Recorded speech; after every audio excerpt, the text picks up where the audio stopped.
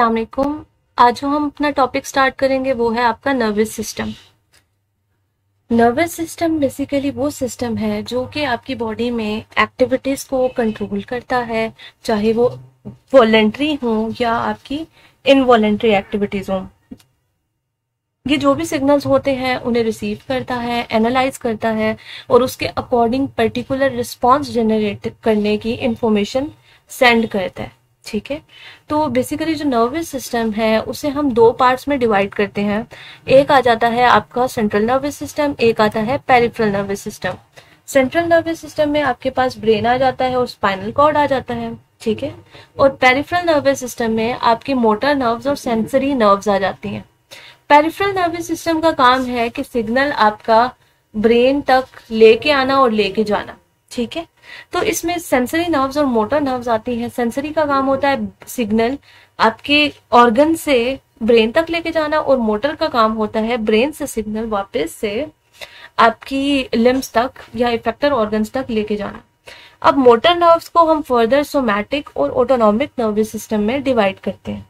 Somatic में आपके आते हैं वॉलंटरी एक्शंस जिन्हें आप खुद कंट्रोल कर सकते हैं, और ऑटोनॉमिक क्या होते हैं, जो ऑटोमेटिक रिस्पॉन्सेज आपकी बॉडी करती है इवन दो कि आप सोए होते हैं तब। उसमें आपके बेसिकली तीन पार्ट्स आ जाते हैं ऑटोनॉमिक नर्वस सिस्टम में, एक सिंपैथेटिक, एक पैरासिम्पैथेटिक और एक आपका इंटेरिक नर्वस सिस्टम, जो कि हमने आपके प्रीवियस चैप्टर्स में डिस्कस किया था आपके जीआईटी वाले चैप्टर में। अब इसमें जो है सिंपैथेटिक और पैरासिम्पैथेटिक आ जाता है। पैरासिम्पैथेटिक आपका वो सिस्टम होता है जो कि हम नॉर्मल कंडीशन में जो नॉर्मल एक्टिविटीज परफॉर्म कर रहे होते हैं अंडर रेस्ट और डाइजेस्ट कंडीशंस, वो सब इसमें इंक्लूड होती हैं। अब इन एक्टिविटीज में आप देख लें तो जैसे हम नॉर्मली, अभी मैं लेक्चर दे रही हूँ, आप सुन रहे हैं, ठीक है, कोई भी लिख रहे हैं, हम कोई भी वर्क कर रहे हैं अंडर नॉर्मल सर्कमस्टेंसेस, आपकी इस केस में आपका हार्ट बीट नॉर्मल रहता है, आपका रेस्पिरेटरी रेट नॉर्मल रहता है, आपका ब्रीदिंग रेट नॉर्मल रहता है।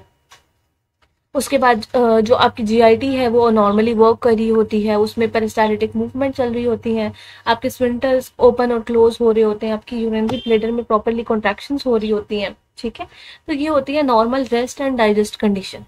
जबकि सिंपैथेटिक क्या है, सिंपैथेटिक है आपकी फाइट और फ्लाइट कंडीशन। फाइट और फ्लाइट मतलब इमरजेंसी कंडीशन।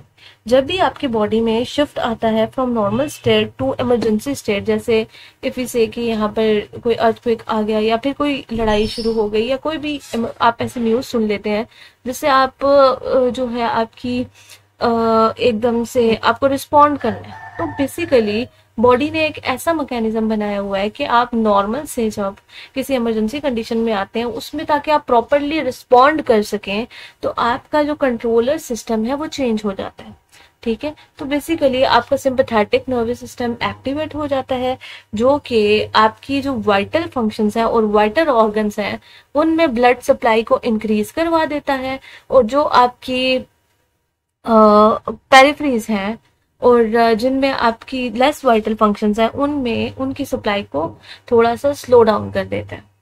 ये आपके हार्ट रेट को, आपके ब्रीदिंग रेट को, आपके ब्लड प्रेशर को, इन सब को रेज करता है, ज्यादा से ज्यादा ऑक्सीजन को सप्लाई करवाता है, ग्लूकोज को सप्लाई करवाता है towards the muscles, so that आपके ज्यादा एटीपी जनरेट किए जा सकें और आपको आपके ब्रेन को एनर्जी मिल सके, आपके मसल्स को एनर्जी मिल सके। ठीक है, तो ये जो सारा शिफ्ट आता है फ्रॉम रेस्ट टू इमरजेंसी, ये सारा आता है अंडर सिंपैथेटिक फंक्शन। ठीक है, तो ये बेसिकली आपकी क्या है, ये सारे आपके नर्वस सिस्टम के पार्ट्स हैं। ठीक है, जो आपके डिफरेंट बॉडी फंक्शंस को क्या कर रहे हैं, डिफरेंट बॉडी फंक्शंस को आपके कंट्रोल कर रहे हैं। तो सबसे पहले हम देख लेते हैं अपना सेंट्रल नर्वस सिस्टम, जिसमें हमारे पास ब्रेन और स्पाइनल कॉर्ड आता है। तो सबसे पहले हम ब्रेन को डिस्कस कर लेते हैं। ठीक है, ब्रेन जो है आपका बेसिकली उसको हम तीन हिस्सों में डिवाइड करते हैं। एक आपका फोर ब्रेन आता है, एक मिड ब्रेन आता है और एक आपका हैंड ब्रेन आता है। फोर ब्रेन जो है आपका लार्जेस्ट पार्ट ऑफ ब्रेन है, जो कि आपकी सेरिब्रम और डाइनकेफेलॉन पे डिपेंड करता है। ठीक है, ये जो सेरिब्रम है ये जो है आपका आउटर मोस्ट पार्ट बना रहा है, और जो डाइनकेफेलॉन है ये आपके ऑलमोस्ट मिड में प्रेजेंट होता है। इसमें आपका thalamus, metathalamus, epithalamus, hypothalamus, subthalamus, ये सब इसमें आ जाते हैं। उसके बाद आपका मिड में आता है मिड ब्रेन, ठीक है। देन आपका आता है हाइंड ब्रेन। हाइंड ब्रेन के फिर आगे से 3 पार्ट हैं जिनमें आपका पोन्स आ जाता है, मेड्यूला ऑब्लोंगेटा आ जाता है और सेरिब्रम आ जाता है, जो कि आपको पिक्चर में भी शो हो रहा है। अब इसी ये जो आपका हाइपोथैलेमस होता है, इसी के साथ एक ग्लैंड लिंक्ड होता है जिसे हम कहते हैं पिट्यूटरी ग्लैंड, ठीक है। उसके भी आगे फर्दर 2 पार्ट्स हैं जिनमें आपका पोस्टीरियर पिट्यूटरी आ जाता है, एंटीरियर पिट्यूटरी आ जाता है, ठीक है, और मीडियल पिट्यूटरी भी आ जाता है। अब मिड ब्रेन के हम पार्ट्स देख लेते हैं कि मिड ब्रेन के कौन कौन से पार्ट्स हैं। तो मिड ब्रेन के बेसिकली 3 पार्ट्स होते हैं, ठीक है, जिनमें आपका कॉलिकस आ जाता है, टेक्टम्स आ जाते हैं और टॉगमेंटम आ जाते हैं, ठीक है, जो आपको इस पिक्चर में शो हो रहे हैं। एक आपका सुपीरियर कॉलिकस आ जाता है, एक इंफीरियर कॉलिकस आ जाता है, देन उसके बाद आपके आ जाते हैं टेक्टम्स एंड देन आपके आ जाते हैं टेगमेंटम्स, ठीक है। तो ये बेसिकली आपका मिलके क्या बना रहे हैं, बेसिकली मिलके आपका मिड ब्रेन बना रहे हैं। इसके ऊपर ही आपका क्या होता है, आपका थैलेमस का पार्ट होता है। अच्छा, उसके बाद जो है, उसके बाद ना ये आपको हम आपके जो फोर ब्रेन है उसको डिफरेंट लोब्स में डिवाइड करते हैं। वो कौन कौन से लोब्स हैं उन्हें देख लेते हैं। इन्हें हम ना बेसिकली 4 लोब्स में डिवाइड करते हैं, जिनमें सबसे पहले आ जाता है फ्रंट वाला जिसे हम कहते हैं फ्रंटल लोब। फिर आ जाता है आपके बैक साइड वाला जिसे हम कहते हैं ऑक्सीपिटल लोब। फिर आपके जो बिल्कुल अपर प्रेजेंट होता है, ठीक है, अपर साइड पे, उसे हम पेराइटल लोब कहते हैं। और जो आपकी ईयर से ऊपर प्रेजेंट होता है रीजन, उसे हम कह देते हैं टेम्पोरल लोब, ठीक है। अब ये जो डिफरेंट पार्ट्स हैं, डिफरेंट लोब्स हैं, ये डिफरेंट आपकी एक्टिविटीज को क्या करते हैं, डिफरेंट एक्टिविटीज को कंट्रोल करते हैं। जैसे जो फ्रंटल लोब है वो क्या करता है, वो आपकी बेसिकली एनालाइजेशन, थिंकिंग, प्रोसेसिंग, इन सब चीजों के लिए रिस्पॉन्सिबल होता है। जो आपका ऑक्सीपिटल लोब है वो आपके विजन के लिए रिस्पॉन्सिबल है।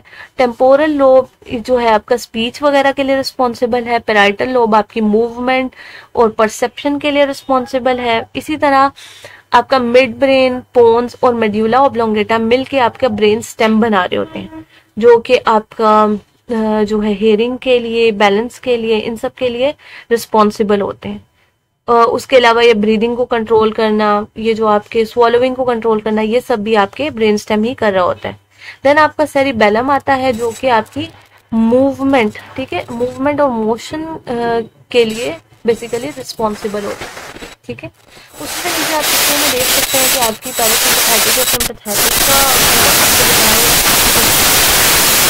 जो कि आपकी ऑटोनॉमिक नर्वस सिस्टम का पार्ट है। सोमैटिक वाले में वॉलंटरी मूवमेंट आती है, यानी कि वो स्केलेटल मसल से लिंक्ड, और जो आपका ऑटोनॉमिक है वो बेसिकली आपके स्मूथ मसल्स, कार्डिक मसल्स और बाकी सब जगहों से लिंक्ड। देन आ जाती है आपकी स्पाइनल कॉर्ड, ठीक है, जो कि आपकी ब्रेन स्टेम के बाद स्टार्ट होती है, इसलिए आपकी वर्टिकल कॉलम में एक्सटेंड करती है। अब ये आपकी इलोंगेटेड है, long cylindrical part of central nervous system है, ठीक है, जिसमें आपकी जिनमें आपके मोटर और सेंसरी इम्पल्सेस शामिल होती हैं, जो कि आपकी इधर से होती हुई, स्पाइनल कॉर्ड से होती हुई ब्रेन में जाती हैं और वहीं से वापस भी आती हैं। अगर हम इसकी आउटर मोस्ट लेयर की बात करें, ठीक है, तो वो आपको यहाँ पर नजर आ रहा है कि वो वाइट एरिया है, ठीक है। वो बेसिकली कंसिस्ट करता है माइलिनेटेड न्यूरॉन्स पे, ठीक है। तो माइलिनेटेड न्यूरॉन्स की वजह से, उन माइलिनेटेड एक्सॉन फाइबर्स की वजह से इसका कलर वाइट अपीयर होता है। इसे हम वाइट मैटर बोलते हैं।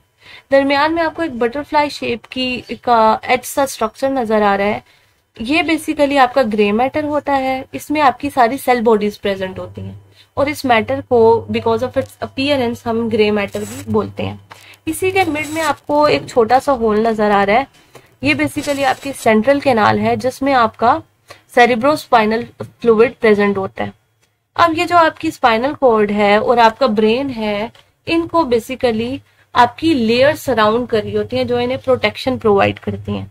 उन प्रोटेक्टिव मेम्ब्रेन्स को हम बोलते हैं मेनिंजेस।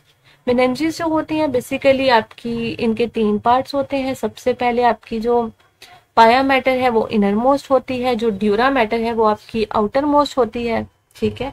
इन्हीं के दरमियान में एक लेयर होती है जिसे हम कहते हैं एरेकोनॉइड लेयर, ठीक है। और बेसिकली इस एरेकोनॉइड लेयर में ही आपकी सब एरेकोनॉइड स्पेस भी होती है, जिसमें आपका सब एरेकोनॉइड स्पेस में भी आपका क्या होता है, आपका सेरिब्रोस्पाइनल फ्लूइड प्रेजेंट होता है। अच्छा,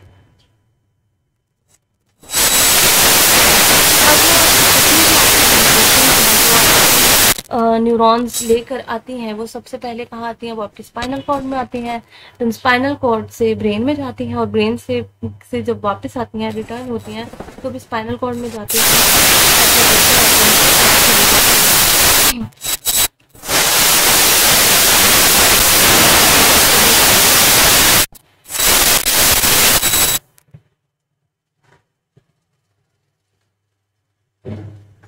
अब आपका ये जो दूसरे नंबर पे आपकी ये जो सब एरेकोनॉइड स्पेस है और आपका जो सेरिब्रोस्पाइनल फ्लूइड है और मेनिंजेस, ये मिलके इसे प्रोटेक्शन प्रोवाइड कर रही हैं, ये शॉक एब्जॉर्प्शन का काम करते हैं, इसे डैमेज से प्रिवेंट करते हैं। अच्छा, अब ये जो पेरिफेरल नर्वस सिस्टम है जिसमें हमने पढ़ा कि ये आपकी नर्व पे कंसिस्ट करता है, इसकी बेसिकली दो टाइप्स हैं, यानी कि आपकी नर्व जो होती हैं वो दो टाइप्स की होती हैं। एक होती हैं आपकी क्रैनियल नर्व्स, एक होती है आपकी स्पाइनल नर्व्स। क्रैनियल नर्व्स वो नर्व्स हैं वो जो डायरेक्टली आपकी कहाँ से ओरिजिनेट होती हैं, जो डायरेक्टली ओरिजिनेट होती हैं आपके ब्रेन से, ठीक है। इनके 12 पेयर्स होते हैं और और इनमें नर्वस इंटरमीडियस भी आता है, ठीक है। स्पाइनल नर्व्स क्या है, स्पाइनल नर्व्स बेसिकली आपके स्पाइनल कॉर्ड से ओरिजिनेट होती हैं, इनके 31 पेयर है, ठीक है। अब इन्हें वन बाय वन हम डिस्कस करेंगे। स्पाइनल नर्व देखें आप, स्पाइनल कॉर्ड के डिफरेंट रीजन्स दिए हुए हैं और उनसे ये ओरिजिनेट हो रही हैं। जैसे आपकी सबसे पहले जिस तरह हमने वर्टिब्रास पढ़ी थी आपके स्केलेटल सिस्टम में, ठीक है, उसी में ये है कि आपका सबसे पहले सर्वाइकल वर्टिब्रास, सर्वाइकल वाला पोर्शन आता है आपके स्पाइनल कॉर्ड का, और सर्वाइकल पोर्शन से आपकी C1 से लेकर C8 तक आपकी क्रैनियल स्पाइनल नर्व्स ओरिजिनेट होती हैं। अब देखें C1 से लेकर C4 तक आपकी ब्रीदिंग को कंट्रोल कर रही हैं, C2 वाली आपकी हेड और नेक मूवमेंट को कंट्रोल कर रही है, C4 से C6 आपकी हार्ट रेट को कंट्रोल करती है, C5 वाली आपकी शोल्डर मूवमेंट को, उसके बाद C6 और C7 जो है आपकी रिस्ट और एल्बो मूवमेंट को कंट्रोल करती हैं, C7 से T1 तक जो है आपकी वो आपकी हैंड और फिंगर मूवमेंट को कंट्रोल करती हैं। देन आ जाती हैं आपकी थोरेसिक क्रैनियल नर्व्स जिनमें आपके T1 से T12 आती हैं, और ये बेसिकली आपकी सिंपैथेटिक एक्टिविटी को रेगुलेट कर रही होती हैं और आपके जो ट्रंक है उसकी स्टेबिलिटी को, ठीक है। देन आपकी आ जाती हैं लंबर वाली, लंबर आती है L1 से L5 तक, ठीक है। अब इनमें जो T11 से लेकर आपकी L2 है, ये आपकी इजैकुलेशन और हिप मोशन के लिए रिस्पॉन्सिबल है। जो L3 है वो नी एक्सटेंशन के लिए रिस्पॉन्सिबल है। L4 से लेकर S1 तक ये आपकी फुट मूवमेंट के लिए रिस्पॉन्सिबल है। L5 वाली नी फ्लेक्शन के लिए रिस्पॉन्सिबल है। उसके बाद आ जाती है आपकी सैक्रल वाली जो S1 से S5 तक है, ठीक है, जिनमें से S2 और S2 से S4 जो है पीनियल सिक्रीशन के लिए रिस्पॉन्सिबल है, और S2 से S3 तक जो है आपकी बाउल गॉल ब्लेडर एक्टिविटी के लिए रिस्पॉन्सिबल है। इसके बाद आपकी एक और आती है कॉक्सिजल नर्व, ठीक है, वो यहाँ पर मेंशन नहीं है, वो आप लिख लें। वो आती है, वो एक नर्व ओरिजिनेट होती है जो कॉसेक्स रीजन से होती है जिसे हम कॉक्सिजल नर्व बोलते हैं। अच्छा, ये आगे सारी आपकी स्पाइनल नर्व। उसके बाद आ जाते हैं क्रैनियल नर्व्स। क्रैनियल नर्व्स हमने बोला कि 12 पेयर्स हैं। अब इनका जो नंबर है ना, जैसे जो जिसका नंबर 10 है उस नंबर को हम चेंज नहीं कर सकते, ठीक है, वो 10 पे ही आएगी। अब इसमें सबसे पहले आपकी आती है ऑल्फैक्टरी। ऑल्फैक्टरी जो है ऑल्फैक्शन से ड्राइव हुआ है वर्ड जो कि आपका है स्मेलिंग का प्रोसेस है, ठीक है, जो कि आपके नोट से लिंक है। तो ऑल्फैक्टरी वाली बेसिकली रिस्पॉन्सिबल किस चीज़ के लिए है, ये आपकी स्मेल के प्रोसेस के लिए रिस्पॉन्सिबल। देन आ जाती है सेकंड पे आपकी ऑप्टिक। ऑप्टिक वाली जो है आपकी विजन के लिए रिस्पॉन्सिबल। उसके बाद आती है आपकी 3, 6, 3, 4 और 6, ठीक है। 5 वाली इसमें इंक्लूडेड नहीं है, 3, 4, 6 इसलिए है क्योंकि ये सारी ना आई मूवमेंट के लिए रिस्पॉन्सिबल है, जिनमें ऑक्यूलोमोटर, एब्ड्यूसेंट और ट्रॉकली आती है, ठीक है। तो इसीलिए इन्हें कंबाइनली लिखा हुआ है। उसके बाद फिफ्थ पे आपकी आ जाती है ट्राइजेमिनल। ट्राइजेमिनल के 2 पार्ट होते हैं, एक सेंसरी और एक मोटर। अब ये जो है ये आपके सर्टेन पार्ट्स ऑफ फेस को क्या कर रही होती है, कवर कर रही होती है और उसको कंट्रोल कर रही होती है। उसके बाद जो आपकी आती है 7 पे, वो आती है आपकी फेशियल नर्व। फेशियल नर्व भी आपकी फेस में आपकी फेस में एक्सटेंड कर रही होती है और डिफरेंट मूवमेंट को कंट्रोल करती है। देन आपकी 8 पे आ जाती है ऑडिटरी। ऑडिटरी को हम बेसिकली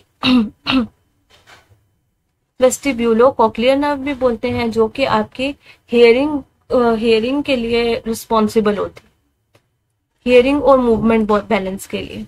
उसके बाद आपकी आ जाती है 9 नंबर पे ग्लॉसोफेरेंजियल, जो आपकी टंग मूवमेंट और नेक के मसल्स में इनर्वेट कर रही होती है। अच्छा, उसके बाद आपकी आ जाती है 10 पे। 10 पे आपकी आती है वेगस।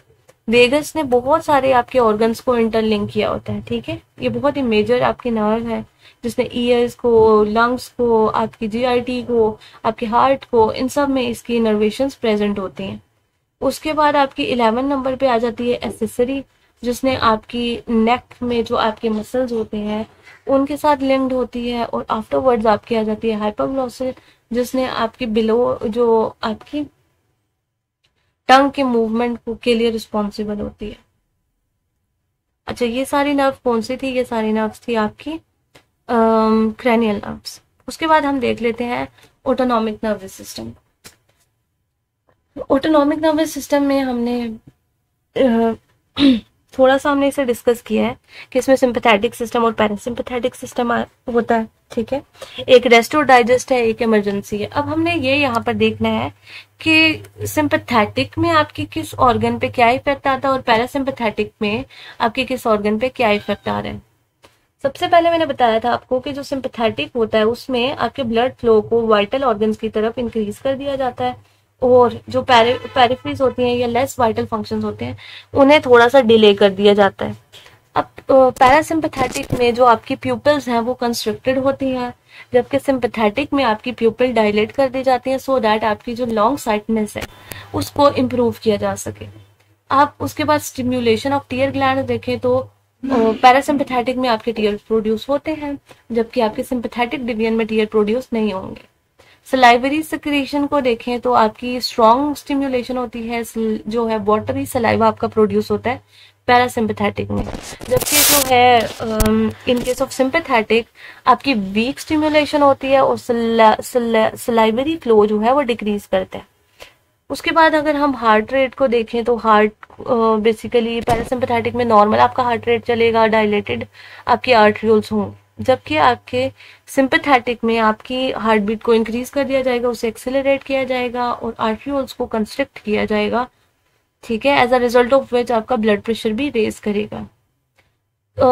लंग्स की बात करें तो लंग्स में जो ब्रोंकाई होते हैं पैरासिम्पैथेटिक में उनकी कंस्ट्रिक्शन होती है, ठीक है, जबकि आपके सिंपैथेटिक में उसकी डायलेशन होती है, सो दैट आपकी रिस्पायरेटरी रेट को भी इम्प्रूव किया जा सके और ज्यादा से ज्यादा ऑक्सीजन की डिमांड को पूरा किया जा सके।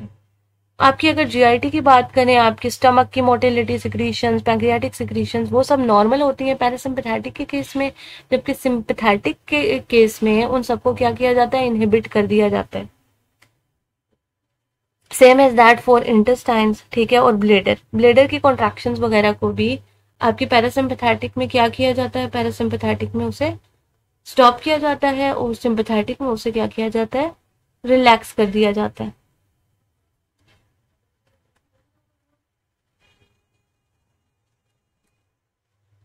अच्छा, उसके बाद जो है आपका इसके बाद आपका है साइनेप्स का स्ट्रक्चर।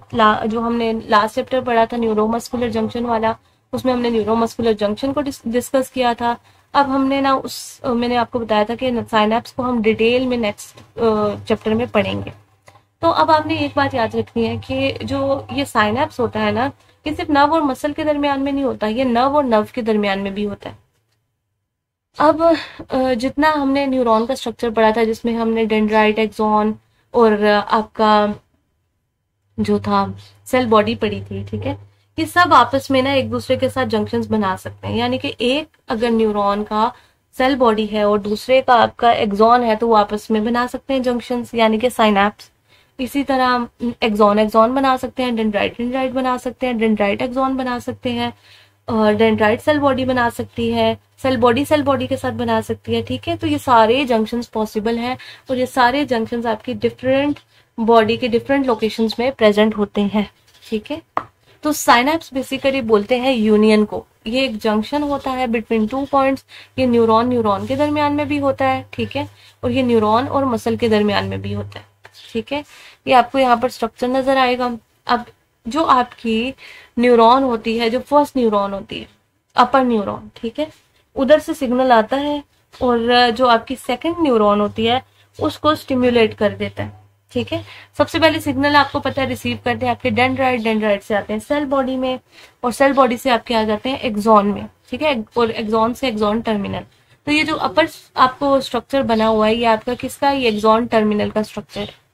ये जो साइनैप्स और दरमियान में जो स्पेस है, वाइट स्पेस आपको नजर आ रही है, ये आपका साइनैप्स है या साइनेप्टिक क्लेफ्ट है या साइनेप्टिक कैविटी भी इसे बोलते हैं। और उसके बाद है आपका सेकंड न्यूरॉन, ठीक है। जो फर्स्ट न्यूरॉन होता है साइनैप्स से पहले, उसे हम कहते हैं प्री साइनेप्टिक न्यूरॉन, ठीक है। जो साइनैप्स के बाद आता है उसे हम बोलते हैं पोस्ट साइनेप्टिक न्यूरॉन। अब ये जो आपको न्यूरॉन्स हैं, ये जो एक्सॉन टर्मिनल है, इसमें क्या होते हैं, इसमें वेसिकल्स प्रेजेंट होते हैं, यानी कि बॉल्स प्रेजेंट होती हैं जिनके अंदर केमिकल्स प्रेजेंट होते हैं। अब ये जो केमिकल्स हैं बेसिकली, ये इन्हें हम क्या कहते हैं, इन्हें हम बोलते हैं न्यूरोट्रांसमीटर्स। ये न्यूरोट्रांसमीटर क्या करते हैं, न्यूरोट्रांसमीटर बेसिकली आपके एक न्यूरॉन से रिलीज होते हैं साइनैप्स में, और साइनैप्स से होते हुए आपकी जो दूसरी न्यूरॉन है उसमें जो रिसेप्टर प्रेजेंट होते हैं उन पर जाकर बाइंड करते हैं, और इसी तरह से एक न्यूरॉन से दूसरे न्यूरॉन एक्टिवेट हो जाती है। अगर तो ये न्यूरोट्रांसमीटर नहीं होंगे तो आपका फिर ट्रांसमिशन पॉसिबल नहीं है। तो बेसिकली क्या है कि आपके एक जो आपका प्री साइनेप्टिक न्यूरॉन है वो न्यूरोट्रांसमीटर रिलीज करेगा बाय एक्सोसाइटोसिस, और पोस्ट साइनेप्टिक न्यूरॉन जो है उस पे रिसेप्टर होगा जहां पर वो आकर बाइंड करेगा। अब यहाँ पर जो होते हैं आपके एक्सॉन टर्मिनल, उसमें माइटोकॉन्ड्रिया भी अच्छी खासी क्वांटिटी में होते हैं सो दैट एटीपी को जनरेट किया जा सके, ठीक है। जैसे ही एक्शन पोटेंशियल आता है, एक्शन पोटेंशियल का मतलब है कि आपका सेल हुआ एक्टिवेट, ठीक है, सेल एक्टिवेट हुआ। जब ये एक्शन पोटेंशियल आपके एक्सॉन टर्मिनल तक आता है तो यहाँ पर जो कैल्शियम चैनल्स होते हैं प्लाज्मा मेम्ब्रेन के ऊपर, वो हो जाते हैं ओपन। उधर से कैल्शियम मूव करता है इनसाइड दी एक्सॉन टर्मिनल, और उस मूवमेंट की वजह से ये जो आपकी वेसिकल्स होती हैं ये जाकर ये आपकी बिल्कुल आपकी एक्सॉन टर्मिनल पे चली जाती हैं, और वहां पे एक्सोसाइटोसिस का प्रोसेस होता है और न्यूरोट्रांसमीटर रिलीज हो जाते हैं। न्यूरोट्रांसमीटर जैसे ही रिलीज होगा वो जाकर पोस्ट साइनेप्टिक मेम्ब्रेन के रिसेप्टर पे बाइंड करेगा और उसमें एक्शन पोटेंशियल को जनरेट करवा देगा, ठीक है। अब वो एक्टिव तो हो गया, लेकिन हमेशा तो उसने एक्टिव नहीं रहना। तो बेसिकली होता ये है कि कुछ टाइम के बाद जो आपका न्यूरोट्रांसमीटर है उसके पास कोई एंजाइम आता है, उसकी ब्रेकडाउन करवाता है, ताकि जैसे ही उसकी ब्रेकडाउन होती है वो रिसेप्टर से डी अटैच हो जाता है, या तो उस न्यूरोट्रांसमीटर को मेटाबोलाइज कर दिया जाता है, या फिर जो आपका प्री साइनेप्टिक न्यूरॉन था वो उसकी रीअपटेक कर लेता है, यानी कि उसे दोबारा अपने अंदर ले लेता है और दोबारा से न्यूरोट्रांसमीटर की फॉर्मेशन करवाता है और दोबारा से वेसिकल्स बनाता है, और ये प्रोसेस फिर कंटिन्यूअली चलता रहता है, ठीक है। तो इसी तरह से आपकी जो है पूरी बॉडी में नर्व की कंडक्शन और नर्व का इम्पल्स की कंडक्शन और इम्पल्स का ट्रांसफर किया जाता है, ठीक है। तो स्ट्रक्चर ऑफ साइनेप्स में हमारे पास प्री साइनेप्टिक टर्मिनल है, साइनेप्टिक क्लेफ्ट है, और receptor site on post synaptic receptor या पोस्ट साइनेप्टिक जो रिसेप्टर्स प्रेजेंट होते हैं वो होते हैं, ठीक है। क्लासिफिकेशन देखें तो आपकी फंक्शन के बेसिस पे भी आती है और एनाटॉमिकली भी आती है। फंक्शन की बेसिस पे देखें तो केमिकल ट्रांसमिशन होती है, इलेक्ट्रिकल ट्रांसमिशन होती है और मिक्स्ड साइनेप्सिस होते हैं, केमिकल ट्रांसमिशन तो आपके न्यूरो ट्रांसमीटर से होती है। जो आपकी इलेक्ट्रिकल होती है उसमें ये होता है कि जो आपकी दो न्यूरॉन्स होती हैं उनके दरमियान में गैप बहुत ही कम होता है। इतना कम होता है कि जो आपकी एक जो न्यूरॉन है उसमें जो इलेक्ट्रिकल चेंजेस आ रहे हैं, जो पोटेंशियल जनरेट हो रहा है, वही आपकी दूसरे न्यूरॉन में भी उसमें भी शिफ्ट करवा देता है। ठीक है, तो बेसिकली ये होता है आपका इलेक्ट्रिकल ट्रांसमिशन। जबकि जो आपकी केमिकल है उसमें थोड़ी स्पेस ज्यादा होती है साइनेप्स में, और वहां पे केमिकल रिलीज होता है और केमिकल दूसरे सेल को जाकर एक्टिवेट करता है। और कुछ ऐसे आपके होते हैं ये जंक्शंस जिधर आपकी बोथ ट्रांसमिशन हो रही होती है, केमिकल ट्रांसमिशन भी हो रही होती है और इलेक्ट्रिकल ट्रांसमिशन भी हो रही होती है। दूसरी अगर हम एग्जांपल इसमें देखें जो आपके हैं एनाटमी के बेस पे, तो उसमें आपके आ जाते हैं डिफरेंट जंक्शन। जिस तरह मैंने बताया कि सेल बॉडी के साथ बना सकती है, डेंड्राइट बना सकते हैं, डेंड्राइट सोमैटिक के साथ बना सकते हैं। ठीक है, तो सारे जंक्शन पॉसिबल है। यहाँ पे आपको एक्सोनिक, एक्सोसोमैटिक, डेंड्रोसोमैटिक और सोमैटोसोमैटिक की एग्जाम्पल दी हुई है। सोमैटिक मतलब सेल बॉडी ने सेल बॉडी के साथ बनाया, डेंड्रोसोमैटिक डेंड्राइट ने सेल बॉडी के साथ बनाया, एक्सोसोमैटिक में एक्सॉन ने आपकी सेल बॉडी के साथ बनाया, और एक्सोनिक में एक्सॉन ने एक्सॉन के साथ साइनेप्स बनाया। ठीक है, तो ये यहाँ पर आपको पिक्चर में नजर भी आ रहे हैं। उसके बाद न्यूरोट्रांसमीटर है। न्यूरोट्रांसमीटर हमने डिस्कस किया है कि ये एक ऐसा केमिकल होता है जो प्री साइनेप्टिक न्यूरॉन रिलीज करता है या प्री साइनेप्टिक टर्मिनल से रिलीज होता है इनटू दी साइनेप्टिक क्लेफ्ट, और ये क्या करता है पोस्ट साइनेप्टिक न्यूरॉन पर जाकर बाइंड करता है उधर रिसेप्टर साइड पे और उसको एक्टिवेट कर देता है उसमें, यानी कि पोटेंशियल डिफरेंस को चेंज करवाता है। क्योंकि ये कुछ गेट्स, या तो ये कोई गेट ओपन करवा देगा, ये कोई गेट क्लोज करवा देगा। अगर इसके टाइप देखें तो इसमें एसिटाइलकोलिन आता है, एक्साइटेटरी में आपके ग्लूटामेट, एस्पर्टेट आते हैं, इनहिबिटरी में आपके ग्लाइसिन आ जाते हैं। पॉलीपेप्टाइड्स में देखें तो आपकी एडीएच, सोमेटोट्रोफिन, ये आपके ऑक्सीटोसिन, गैस्ट्रिन है, टीआरएच है, जीआरएच है, सीसीके है, ग्लूकागॉन है, सिक्रेटिन, मोटिलिन, ये सब आ जाते हैं। अमाइंस में देखें तो डोपामिन, नोरेपिनेफ्रिन आते हैं, हिस्टामिन और सेरोटोनिन। ठीक है, अब on the basis of their chemical nature इनको हमने क्लासिफाई किया हुआ है। ये आप देख सकते हैं यहाँ पर कि अमाइनो एसिड्स में, मोनो अमाइंस में, सॉल्युबल गैसेस, एसिटाइलकोलिन और न्यूरोपेप्टाइड्स में हमने इन्हें डिवाइड किया हुआ है। तो बेसिकली न्यूरोट्रांसमीटर जो होगा ये किसी जो पोस्ट साइनेप्टिक सेल है उसे एक्टिवेट भी कर सकता है और उसे डीएक्टिवेट भी कर सकता है। जितने एक्साइटेटरी न्यूरोट्रांसमीटर होते हैं वो एक्शन पोटेंशियल को आगे फॉरवर्ड करते हैं, लेकिन कभी कभार हमें क्या होता है, हमें रिस्पॉन्स नहीं चाहिए होता, हमें इस सब प्रोसेस को क्लोज करना होता है। ठीक है, तो उस केस में आपके आते हैं इनहिबिटरी अमाइनो एसिड्स। अब यहाँ पर ना हम कुछ न्यूरोट्रांसमीटर देख लेते हैं और उनके एक्शन को देख लेते हैं। अब आपका आ जाता है एसिटाइलकोलिन। एसिटाइलकोलिन का क्या है कि ये रिस्पॉन्सिबल होता है आपके मसल मूवमेंट के लिए, आपके लर्निंग के लिए, आपकी मेमोरी के लिए। अगर इसकी डेफिशिएंसी हो जाए तो आपको अल्जाइमर्स डिजीज हो जाती है। आपकी जो एसिटाइल की प्रोडक्शन है बेसिकली एसिटाइलकोलिन की वो डिक्रीज। अच्छा, उसके बाद ना आपकी जो है एसिटाइलकोलिन की प्रोडक्शन नहीं होती क्योंकि न्यूरॉन डैमेज हो जाता है, और इसमें आपको अल्जाइमर्स डिजीज हो जाती है, और अल्जाइमर्स डिजीज में आपका बहुत ज़्यादा मेमोरी लॉस हो जाता है। डोपामिन बेसिकली आपकी मूवमेंट, लर्निंग, अटेंशन और इमोशन के लिए रिस्पॉन्सिबल है। अगर इसकी एक्सेसिव एक्टिविटी हो जाए ब्रेन में तो उससे हो जाता है स्किज़ोफ्रेनिया। स्किज़ोफ्रेनिया में क्या होता है कि आपको हेलुसिनेशंस होती हैं, आपका ब्रेन ज़्यादा एक्टिवली काम कर रहा होता है। ठीक है, और आप ये है कि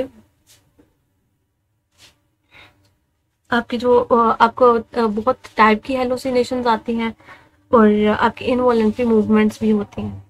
अब उसके बाद है अगर डोपामिन की कमी हो जाए तो क्या होगा, तो आपके पास पार्किंसन डिजीज हो जाती है जिसमें इरिटेबिलिटी होती है, शेकिंग मूवमेंट होती है। ठीक है, मूवमेंट बहुत ज्यादा डिस्टर्ब हो जाती है। उसके बाद आ जाता है सेरोटोनिन। सेरोटोनिन आपके मूड, हंगर, स्लीप और अरोजल को कंट्रोल करता है। अगर इसकी अंडर सप्लाई हो जाए तो आपको डिप्रेशन हो जाता है, ठीक है, जिसमें आपको प्रोजैक और अदर एंटी डिप्रेसेंट हम देते हैं। नोरएपिनेफ्रिन उसके बाद आ जाता है। नोरएपिनेफ्रिन में क्या होता है कि आपकी बेसिकली ये अलर्टनेस को और अरोजल को कंट्रोल करता है। इसकी अंडर सप्लाई में क्या होगा, आपको डिप्रेशन हो जाता है। गाबा की बात करें तो गाबा बेसिकली होता है गामा अमाइनो ब्यूटेरिक एसिड। ये आपका इनहिबिटरी न्यूरोट्रांसमीटर है। अगर इसकी आपकी बॉडी में कमी आ जाए तो आपको सिजर्स, ट्रेमर्स और इंसोम्निया हो जाता है, और अगर एक्सेसिव हो जाए तो फिर आपको सोमनोलेंस हो जाता है। ग्लूटामेट की बात करें, ग्लूटामेट आपका क्या है, मेजर एक्साइटेटरी न्यूरॉन है, मेमोरी से लिंक्ड है। अगर इसमें ओवर सप्लाई हो जाए तो आपको माइग्रेन, सिजर्स, मैनिया, ठीक है, ये सारी कंडीशंस हो सकती हैं। उसके बाद जो है आपके क्या आ जाते हैं, आपके रिसेप्टर्स आ जाते हैं। रिसेप्टर्स बेसिकली ऐसे मॉलिक्यूल्स होते हैं जिन पे कोई भी लाइगेंड आके बाइंड करता है, और वो क्या करते हैं, वो as a result of binding अपने कोई स्ट्रक्चरल या केमिकल चेंजेस करते हैं, और कोई रिस्पॉन्स प्रोड्यूस करते हैं, ठीक है।